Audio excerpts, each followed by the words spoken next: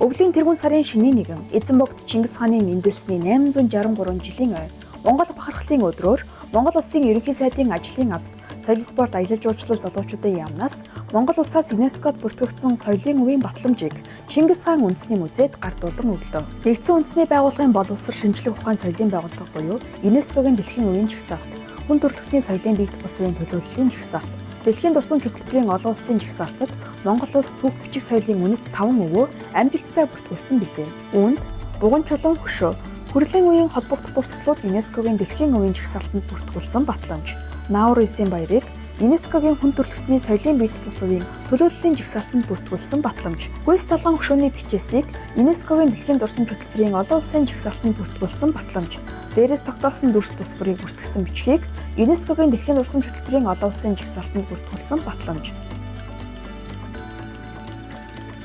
Чингис хаан үндэсний музейд хадгалуулсан дээрх 5 батламжийг соёл спорт аялал жуулчлал залуучуудын сайд ундран ардуулан өглөө.